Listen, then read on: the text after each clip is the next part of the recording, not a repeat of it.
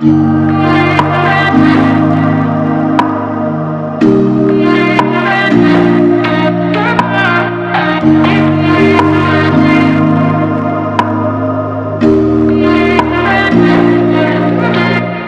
दोस्तों, क्राइम सच पर आज हम एक नई कथा के साथ प्रस्तुत हुए हैं। यह नई कथा नहीं है, यह क्राइम की दुनिया में एक ऐसा नाम जो बबलू श्रीवास्तव के नाम से जाना गया और बबलू श्रीवास्तव पर पाकिस्तान के कुछ खुफिया एजेंसी कहते हैं कि वह अपराधी नहीं है, वह रॉ का एक एजेंट है जो कि 2021 में हाफिज सईद के घर पर बम से हमला करवाया और उसके पास ऐसे गुर्गे हैं जो कि उसके कहने पर कहीं भी वर्ल्ड के किसी भी कोने में हमला करवा सकता है। और पाकिस्तानी खुफिया एजेंसी को ऐसा लगता है कि वह कोई अपराधी नहीं है, वह विदेशों में रहता रहा और वह रॉ के लिए काम करता रहा और वह रॉ के लिए ही काम करता है। इस प्रकार से जो पाकिस्तानी एजेंसियां कहती हैं, यह जो है सो वास्तव में आप जब देखेंगे तो बबलू श्रीवास्तव के लिए बहुत सारे ऐसे नाम उभर कर आते हैं। जिस समय में दाऊद इब्राहिम जो भारत के लिए एक सरदर्द बन गया था, उस समय में दाऊद इब्राहिम से अपने संपर्क को गांठने वाला यही बबलू श्रीवास्तव है और जिसने अपने संपर्क को गांठा और गांठने के बाद भारत के लिए कुछ कार्य इस प्रकार से किए। अभी वह जेल में है और उसकी सारी हिस्ट्री को हम देखेंगे कि किस प्रकार से बबलू श्रीवास्तव एक लॉ स्टूडेंट से किस प्रकार से एक अपराधी बन गया और अपराध की दुनिया का सरताज बन गया भारत के लिए। अभी वह बरेली जेल में बंद है लगभग 28 साल से। यह 1999 के आसपास वह बंद हुआ था, तो लगभग मानिए 25-26 साल तो ऐसे ही हो गए हैं और मॉरिशस से उसे अरेस्ट किया गया। उसी कथा को आज हम आपको बताने जा रहे हैं। बबलू श्रीवास्तव का जन्म उत्तर प्रदेश के गाजीपुर में हुआ था। यह सन था 14 अक्टूबर 1962। 14 अक्टूबर 1962 यही कथा हम आपको बताने जा रहे हैं। आप देख रहे हैं क्राइम सच पर, मैं हूं रतिकांत सोनी। यदि आपने हमारे चैनल को सब्सक्राइब नहीं किया होगा, सब्सक्राइब करें, लाइक करें और यह तो आपको जरूर ही लाइक करना चाहिए क्योंकि यह उत्साहित करता है। बहुत ही मेहनत से यह वीडियो बनाया जाता है। तो क्राइम सच पर आप बहुत सारे इस प्रकार की कथा देखेंगे, स्टोरी देखेंगे। तो इसमें आपको जो बेल आइकॉन है उसे भी आप दबा दें तो आपको हमारे सभी नोटिफिकेशन आपको मिलते रहेंगे। तो बबलू श्रीवास्तव गाजीपुर में उनका जन्म हुआ था। सरोजनी देवी और विश्वनाथ प्रसाद श्रीवास्तव के घर में। विश्वनाथ प्रसाद श्रीवास्तव जो थे वह एक शिक्षक थे और वे प्रिंसिपल के पद तक रहे और उनका जो एक बड़ा भाई था वह आर्मी में बहुत बड़ा अधिकारी था। और यह भी जो है गाजीपुर से निकलकर लखनऊ आया और लखनऊ में आकर अपनी पढ़ाई कर रहा था। इसके पिता चाहते थे कि बबलू श्रीवास्तव, जो कि जिसका वास्तविक नाम जो है वह है ओम प्रकाश श्रीवास्तव, ओम प्रकाश श्रीवास्तव से बबलू श्रीवास्तव बनने की कथा हम देखेंगे। बबलू श्रीवास्तव जब 1982 में अपनी ग्रेजुएशन और लॉ की पढ़ाई एक कॉलेज से कर रहा था, उसी समय में एक जैन नामक एक मित्र थे जो यहाँ पर इलेक्शन में जो छात्र चुनाव होता है उसमें खड़ा हुए थे, जिनका समर्थन बबलू श्रीवास्तव कर रहे थे। उसी बीच में एक छात्रों के बीच में कलह किचकिच होती है और जिसमें कि एक छात्र को चाकू मार दिया जाता है। चाकू इन्होंने नहीं मारी थी बबलू श्रीवास्तव ने, लेकिन नाम इनका आ गया और इन्हें पकड़ लिया गया। लेकिन अगले ही दिन कुछ पता चलने पर उन्हें छोड़ दिया गया। लेकिन वह जो व्यक्ति था जिसे चाकू लगी थी वह एक अन्ना शुक्ला नाम के जो गैंगस्टर थे और बहुत बड़े माफिया थे लखनऊ के, उनके ही समूह के व्यक्ति थे। इसीलिए कुछ दिनों के बाद फिर से जब यह केस खुला तो अन्ना शुक्ला ने उसे एक केस में फिर से 15 दिनों के लिए भीतर करवा दिया। अब जब यह भीतर चला गया यह छोटे से केस में, इसके माता पिता बहुत इधर उधर दौड़ते रहे, लेकिन किसी ने भी यह समर्थन नहीं किया कि इन्हें छुड़ा दिया जाए। और कायस्थों के पास इतने लोग नहीं थे, ना एमपी थे, ना सांसद थे, ना कोई पैरोकार थे। तो इनको जो है यह बहुत खला कि जो व्यक्ति आईएएस बनना चाहता था, जो लॉ का स्टूडेंट था, उसके साथ कोई भी खड़ा नहीं हुआ, ना परिवार के लोग, ना कहीं से, और एक पैरवी तक नहीं हो पाई जिससे कि वह जेल से उन्हें छुड़ाया जा सकता। और सारा कुछ चल रहा था तो वही अन्ना शुक्ला का, और अन्ना शुक्ला जो एक गैंगस्टर था, उससे यह जो है सो पूरी तरह से प्रभावित होकर पुलिस उसे 15 दिनों तक जेल में रख लिया गया था। बाद में जब वह वहां से वापस आया तो अपने परिवार से थोड़ा दूर दूर रहने लगा। और कायस्थ के जाति में इनका जन्म हुआ था, श्रीवास्तव परिवार में। तो श्रीवास्तवों की स्थिति को देख करके इसे यही वाजिब लगा कि श्रीवास्तवों का कोई इस प्रकार से कोई माफिया डॉन नहीं है, तो माफिया डॉन बना जाए, जिससे कि उन्हें जो है सुरक्षा दी जा सके अपने जातियों के लिए, क्योंकि उनका कोई सुनने वाला नहीं है। इसके बाद इन्होंने वहां पर अन्ना शुक्ला के ही कुछ गुर्गों से मिल करके वहां पर कुछ गैंग वार में कुछ अन्ना शुक्ला के कुछ लोग मारे गए। और उसके बाद फिर एक दो जगह यह और रहे कुछ गैंगस्टर्स के साथ, और यहाँ पर अपराध में इन्हें किडनैपिंग किंग कहा जाता है और कमांडर के नाम से ये प्रसिद्ध थे। यहाँ पर ये जो है यह धीरे धीरे करके यहाँ पर जो किडनैपिंग केस करने लगे थे, लखनऊ, दिल्ली, मुंबई आदि सब में रह रह कर ये करने लगे थोड़े दिन पर। और जो भी ये किडनैपिंग करते थे उसमें ये पूरी जानकारी उस व्यक्ति की रखते थे, और ऐसे किसी छोटे लोगों का किडनैपिंग नहीं करते थे। जो करोड़पति था, अरबपति था, उन्हीं का किडनैपिंग किया जाता था।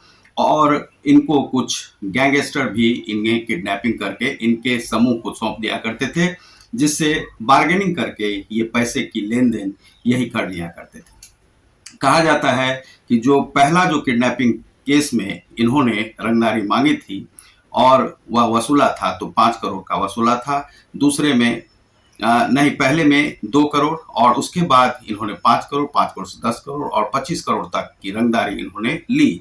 और इसी में इनका जो लगभग कहा जाता है कि 500 के आसपास जो है इन्होंने इस प्रकार से किडनैपिंग यहाँ पर भारत में भी किया और बहुत जगहों पर किया। और इस प्रकार से बहुत सारे केस इस प्रकार के ये जैसे कि हत्या आदि का ये नहीं करते थे इस प्रकार से।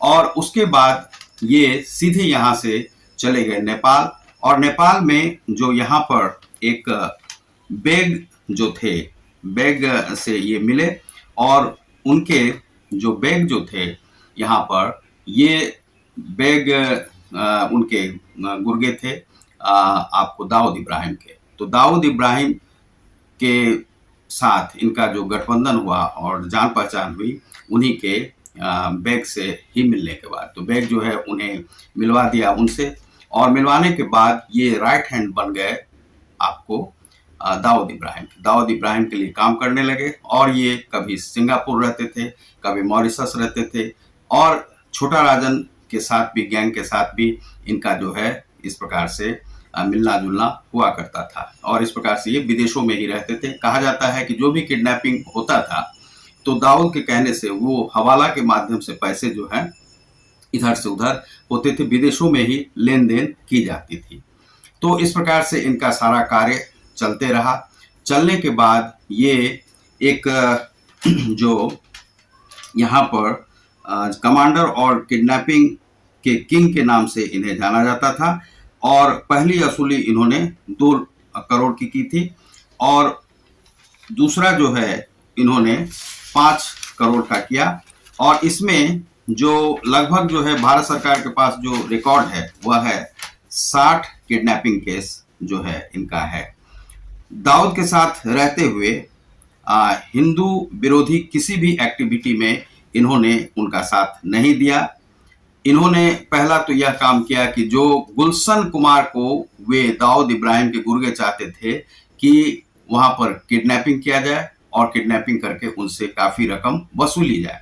तो इन्होंने कहा कि वे एक सीधे साधे व्यक्ति हैं, व्यापारी हैं छोटे से, और उनका जो है नहीं किया जाए क्योंकि वे धार्मिक व्यक्ति हैं। तो इन्होंने मना किया था, लेकिन किसी गुर्गे ने उन्हें फिर भी जो है गोली से शूट कर दिया गुलशन कुमार। और जिस गुर्गे ने दाऊद के कहने से गुलशन कुमार को मारा था, उसके बाद इन्होंने उस गुर्गे को जो है उड़ा दिया। उसके बाद जो है दाऊद से इनकी अदावत हो गई, और दाऊद से अदावत होने के बाद यही एक कारण नहीं था कि दाऊद के साथ अदावत हुई। 1993 में जो मुंबई में बम ब्लास्ट हुए थे, जिसमें सीरियल बम ब्लास्ट थे, उसमें जो काफी लोग मारे गए थे, तो यह नहीं चाहते थे कि वहां पर ऐसी घटना इंडिया के भीतर हो, और इसीलिए उन्होंने दाऊद से अपना किनारा कर लिया। दाऊद से किनारा करने के बाद दाऊद अब इसके जानी दुश्मन बन गए, और अब वे चाहते थे कि इसे किसी भी प्रकार से शूट एंड साइट कर दिया जाए।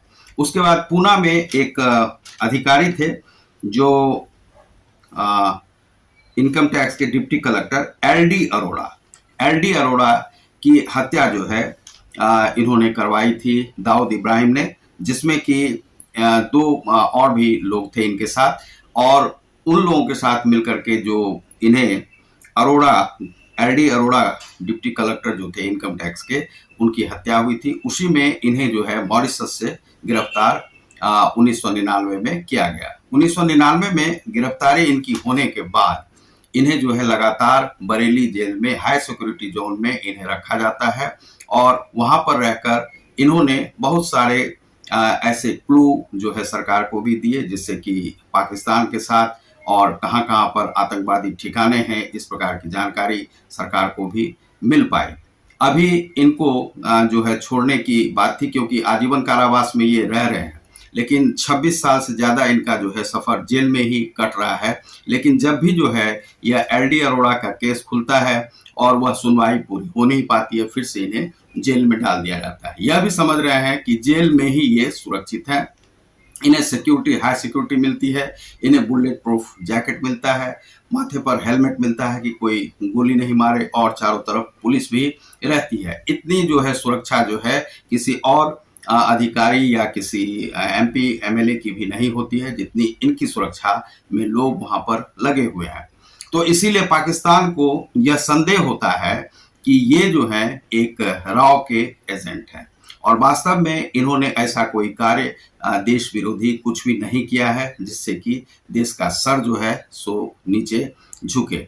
अब है कि ऐसे जो लोग थे, मान लीजिए दाऊद इब्राहिम, तो दाऊद इब्राहिम के सारे जो क्लू हैं, और दाऊद इब्राहिम ने जब यहाँ पर इस प्रकार का कार्य किया, तो पाकिस्तान में इन्होंने जो 2-3 जो है सो कहा जाता है कि इन्होंने ही बम ब्लास्ट करवाया, जिसमें कि आतंकवादी मारे गए थे, तो इन्होंने भी इस प्रकार का कार्य किया। उसका बदला जो है जरूर दाऊद इब्राहिम ने यदि हिंदुस्तान में किया, तो ये पाकिस्तान में इन्होंने किया, और इसीलिए सरकार जो है इन्हें पूर्ण सुरक्षा देने का वादा करती है।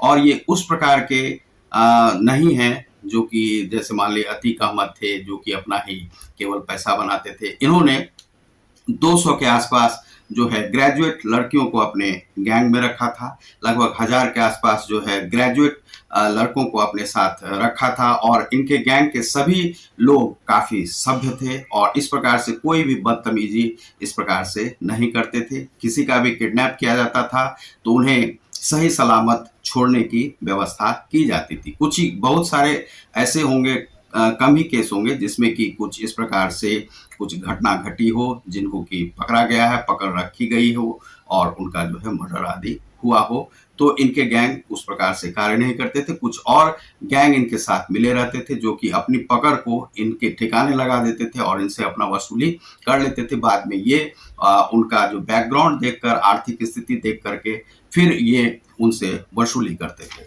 तो कहा जाता है कि किडनैपिंग की दुनिया में ये सबसे बड़े हिंदुस्तान में सबसे बड़े इसके राजा थे और किंग थे, किडनैपिंग किंग थे ये, और कमांडर के रूप में ये जाने जाते हैं अपराध की दुनिया में। तो इन्होंने कुछ केवल यही कार्य नहीं किया कि अपराध का, कुछ जो अधिकारी थे उनको भी उन माफिया तत्वों से या जो वसूली करने के लिए अधिकारियों से आते थे, उन्हें भी ये प्रोटेक्शन दिया करते थे। तो जिनको ये प्रोटेक्शन देते थे उन्हें कोई माफिया तत्व, चाहे अतीक अहमद के गुर्गे हों या जो भी वहाँ पे अंसारी के गुंडे हों या कोई और भी हों, वे उन्हें परेशान नहीं करते थे, क्योंकि इनसे सभी डरते थे। और यदि इन्होंने कह दिया कि उन्हें कोई परेशान नहीं करेगा तो कोई उधर जाता तक नहीं था, क्योंकि इनके रैकेट इतने बड़े थे कि इन्हें समझिए कि लड़कियों का भी सपोर्ट था और काफ़ी लड़कों का भी सपोर्ट था और लड़के भी इनके गैंग में थे और बजाबते सबको सैलरी भी मिलती थी। इस प्रकार से इन्होंने कार्य किया है और देश के भीतर ही नहीं, विदेशों में भी, चाहे इंडोनेशिया हो या आपको सिंगापुर हो या आपको मॉरिशस हो या दुबई हो, जहाँ भी ये रहे अपने अंदाज में सही से रहते रहे और किसी भी प्रकार से आप जब इनसे बात करेंगे तो आपको लगेगा कि एक पढ़े लिखे व्यक्ति से बात कर रहे हैं, जो कि सीधे साधे हैं और अच्छे इंसान हैं, उनसे आप बात कर रहे हैं। इन्होंने जेल में रहते हुए 2 किताब लिखी है और एक अधूरा ख्वाब।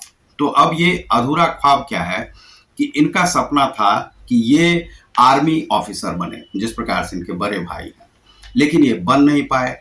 अब यहाँ पर है क्या कि मान लीजिए जिनके कोई पैरवी नहीं है, उन्हें पुलिस यदि पकड़ के लेके चली जाती है तो उन्हें छुड़ाने वाला कोई नहीं होता है और कायस्थ परिवार ऐसा होता है कि उसमें कोई अपराधी यदि पैदा हो गया तो उसका सपोर्टर कोई होता ही नहीं है।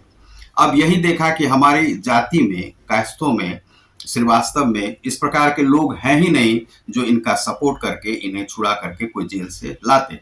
कोई बड़े अधिकारी का भी फोन नहीं आया। जब इन्होंने ऐसा देखा तो इन्होंने सोचा कि हम किसी से उम्मीद ही क्यों कर रहे हैं, हम ही क्यों नहीं ऐसे बन जाते हैं कि लोगों का सपोर्ट करें। इन्होंने बहुत सारे नेताओं का भी सपोर्ट किया, इलेक्शन में काफ़ी सपोर्ट किया, हवाला आदि से भी काफ़ी पैसे बाहर इधर से उधर जाते रहे और इस प्रकार से बहुत सारे भ्रष्टाचार का इन्होंने सपोर्ट नहीं किया है, जो कि पैसे भ्रष्टाचार के माध्यम से इधर से उधर गए, या आर्ट्स वगैरह का भी बहुत सारा इधर उधर जो कहीं भी इस प्रकार से देश में जिससे कि गतिरोध उत्पन्न हो, ऐसा कोई भी कार्य नहीं किया।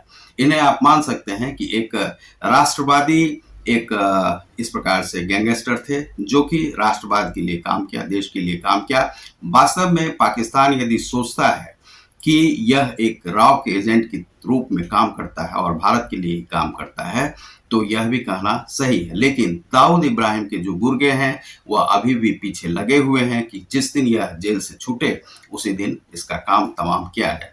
लेकिन ऐसा नहीं है, क्योंकि अधिकारियों का सपोर्ट, भारत सरकार का सपोर्ट और जेल में इनकी सुरक्षा काफ़ी कड़ी है और कड़ी रहेगी ही। और ये अब थोड़ा बहुत बीमारी भी है, आंखों में भी समस्या है, लेकिन आंखों में समस्या जो है तो इनका इलाज भी करवाने के लिए ले जाना जो है बड़ा ही असंभव रहता है कि कहीं वहाँ पर किसी प्रकार से इनकी जान को जोखिम में ना डाल दिया जाए, इसीलिए ऑपरेशन आदि भी करवाने में समस्या रहती है। यदि जेल के अंदर में ही हो जाए तो वह हो सकता है, लेकिन जेल में ऐसा करना थोड़ा सा कठिन है, इसीलिए आँख की भी समस्या, ऑपरेशन आदि नहीं हो पा रहा। लेकिन सरकार इसके लिए कुछ बंदोबस्त जरूर ही करेगी। यह उस प्रकार के अपराधी नहीं है, एक पढ़े लिखे और सुसभ्य परिवार में जन्मे हुए सभ्य व्यक्ति की तरह हैं और यह इन्होंने देश के लिए वास्तव में बहुत ही अच्छा काम किया। दाऊद इब्राहिम के सारे रिपोर्ट्स इनके पास हैं और जो भी गैंग भारत से बाहर काम करते थे और देश विरोधी गतिविधि में थे, यह भी रिपोर्ट इनके पास सारा कुछ है। तो वास्तव में ये रॉ एजेंट आप कह सकते हैं, प्राइवेटली जो भी काम करते हों, लेकिन देश को इनसे बहुत सारे फायदे हुए हैं। तो आप देख रहे हैं क्राइम सच को, मैं हूं रतिकांत सुमन। बहुत बहुत धन्यवाद, नमस्कार।